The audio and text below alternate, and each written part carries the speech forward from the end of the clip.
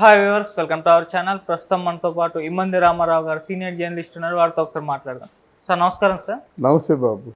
Sir మరి కేంద్రంలో NDA ప్రభుత్వం చంద్రబాబు నాయుడు గారు అండ్ నితీష్ కుమార్ గారు వీళ్ళిద్దరి సహకారంతో ప్రభుత్వాన్ని ఏర్పాటు చేయడం మనం చూస్తాం. అయితే ఈ ఎన్డీఏ ప్రభుత్వం ఎక్కువ కాలం కొనసాగదని చెప్పేసి మమతా బెనర్జీ గారు అయితే తన అభిప్రాయాన్ని వ్యక్తపరిచారు. ఈ రోజు ఇండియా కూటమి ప్రభుత్వాన్ని ఏర్పాటు చేయకపోయినా రేపు ఏం జరుగుతుందో తెలియదు, రేపు మారచ్చు అని అంటున్నారు. అంటే మరి ప్రభుత్వాన్ని కూల్చడానికి వాళ్ళు ఏమైనా ప్రయత్నం చేస్తున్నారా, మరి నిజంగా ఎన్డీఏ ప్రభుత్వం ఎక్కువ కాలం కొనసాగదా అని డౌట్స్ అయితే సాధారణంగా అందరిలో కలుగుతుంది. సార్ మరి మీ ఒపీనియన్ దీనిపైన? ఎన్డీఏ ప్రభుత్వం ఎంతో కాలం కొనసాగదు అనుకోవడానికి వీళ్ళ తాలూకా అంటే అత్యాస, తొందరపడుతున్నాం తప్ప మోదీ చాలా చతురుడండి. ఎంత చతురుడంటే మనం మోదీ ఆత్మగా ఫీల్ అవుతున్నటువంటి అమిత్ షాని ఎంత పక్కన పెట్టాడు.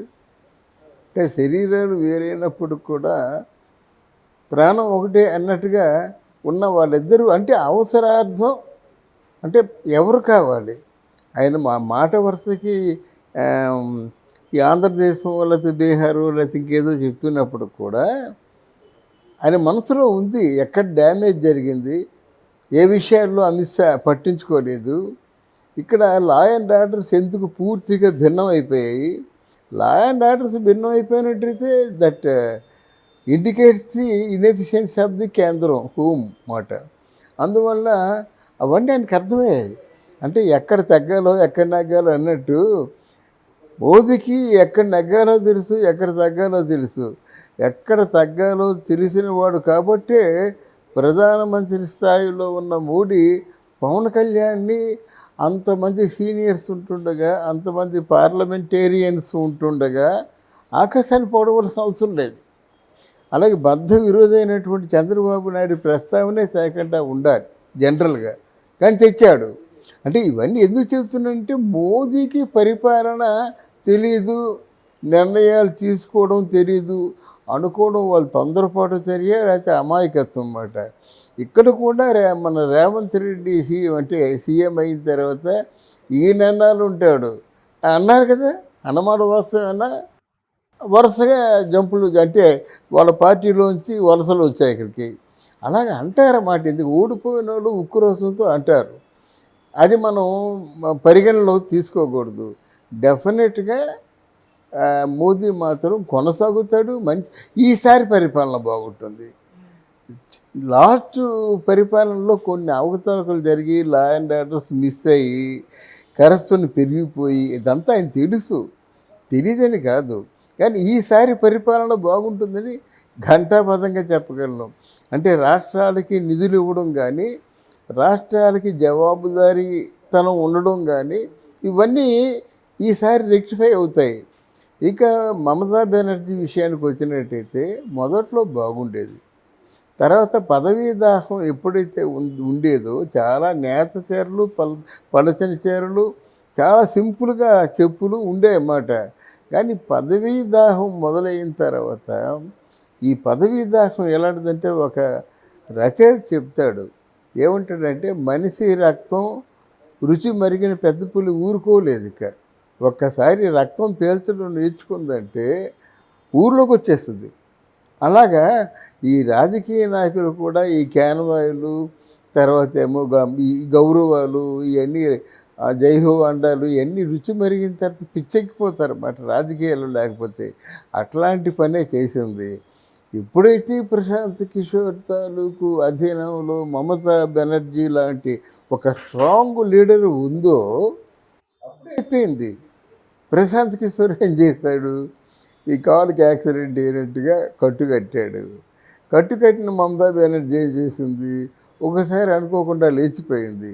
అప్పుడు ఆవిడ తాలూకు ఆ నాటకం అంతా బయటపడింది మాట. ఎందుకంటే సహజంగా ఎక్కువ గీతలు ఉన్నప్పుడు బోర్డు మీద రాస్తే ఆ గీతల్లో ఈ గీత కనిపించదు. కానీ మామూలు వైట్ పేపర్ లాంటి దాని మీద గీతలు గీస్తే స్పష్టంగా కనిపిస్తాయి.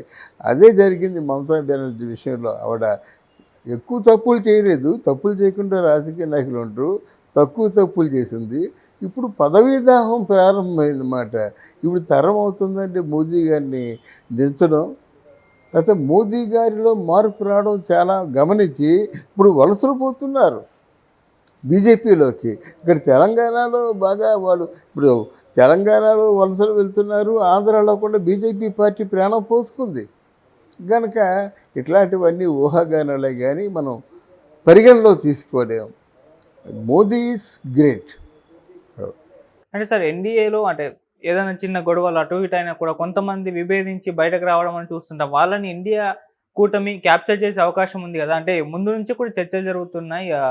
విభేదాలు కంపల్సరీగా వస్తాయని చెప్పి. కరెక్ట్. ఈ ఆలోచన నీకే ఉంటే మోదీ గారికి ఉండదా? కాదండి. ఈ ఆలోచన నీకే ఉంటే మోదీ గారికి ఉండదండి. ఎవడెవడు జంప్ చేస్తున్నాడు, ఎవడు వస్తున్నాడు, వచ్చేవాడు ఎవడు, వాడికి ఏం కావాలి, ఇవన్నీ ఆయనకు ఉండవండి. అది ఒక పట్టాభిషేకాన్ని అంత కాలదన్నుకుంటారా ఎవరైనా? గనక అదంతా మనం ఊహాగానాలు. కానీ డెఫినెట్గా ఈసారి మోదీ మంచి అంటే better than the last term అన్నమాట. మంచి పరిపాలన అందిస్తాడు. ఎవరెవరికి ఎలా బుద్ధి చెప్పాలో చెప్తాడు. ఒకవేళ పొరపాటున ఎన్డీఏలోంచి వెళ్ళిపోయినట్టయితే వీళ్ళందరి ప్రాణాలు ఆయన పిడికిట్లో ఉన్నాయండి. మొత్తం ఎవరిని ఎలా నోరు మూయించాలో ఆయన తెలీదు, ఎవరిని ఎలా పట్టి తిహార్ జైలు పంపించాలో తెలీదు. కనుక ఆయన అంటే భయం ఉంది, ప్రేమ ఉంది, రెండూ ఉన్నాయి. కనుక ఆయనకి పరిపాలన దక్షత ఉంది ముఖ్యంగా. తర్వాత ఏంటంటే ఆయన పిఎం అయిపోయి ఎక్కడో పెద్ద అంటే భవంతిలో ఉండి విశ్రాంతి తీసుకోవటం లేదు. పిఎంగా అయిపోయి ప్రజల మధ్యకి వెళ్తున్నాడు, ప్రజలతో కలుస్తున్నాడు, వాళ్ళు నిలబెట్టిన వాళ్ళు ఎంకరేజ్ చేస్తున్నాడు. ఎవరైతే నిలబెట్టారో రావాల్సిన అవసరం లేదండి, ఆంధ్రాకి తెలంగాణకి రావాల్సిన అవసరం లేదండి, ఎవరో వెళ్ళమాట. అది మోదీకి బాగా తెలుసు. సార్ ఈవెన్ అంటే ఇండియా కూటమి నితీష్ కుమార్ గారికి కూడా పిఎం పదవి ఆఫర్ చేసింది అని చెప్పేసి బయట పెట్టడం చూసాం నిన్న మన ఎన్డీఏ కూటమి వాళ్ళు. అంటే మరి ఆయన అయితే వెళ్ళలేదు. మరి ఫ్యూచర్లో ఏమైనా ఎన్డీఏ కూటమిలో ఉన్న వాళ్ళకి ఆఫర్ చేస్తే వెళ్ళే ఛాన్సెస్ ఏమైనా కనిపిస్తాయంట? ఇండియాకు గెలవాలి కదండి. ఇప్పుడు లాస్ట్ ఇయర్ పరిపాలనలో కొన్ని మళ్ళంటే చెప్పుకున్నాం ఈ లోపాలు ఉన్నాయండి. కుటుంబంలో ఎక్కడో గొడవ జరిగి అరాజకాలు పెరిగిపోతుంటే కుటుంబ పెద్ద పట్టించుకోలేదు కదా. అవినాష్ రెడ్డి పూర్తిగా హత్యకి సూత్రధారని తెలిసిన తర్వాత వెంటనే మూయించేయాలి కదా, కవితను మూయించినట్టు. ఇట్లాంటివి కొన్ని ఉన్నాయి. కొందరిని కాపాడడం, కొందరిని జైల్లో వేయడం చేశారు కనుక అలా ఉంది. ఇప్పుడు అలా కాదు కదా. మళ్ళీ ఇండియా కూటమి గెలుస్తుందని నేను అనుకోను. ఎందుకంటే ఆయనకి లీడర్గా ఓ సీరియస్నెస్ లేదు. అది పెద్ద పొరపాటు. కష్టపడుతున్నాడు, ఇవన్నీ చేస్తున్నాడు, కానీ లీడర్గా సీరియస్నెస్ లేదు. సీరియస్నెస్ లేని వ్యక్తికి రాజకీయాల్లో పెద్ద ఇంపార్టెన్స్ ఉండదు. Okay sir, thank you so much sir. Thank you.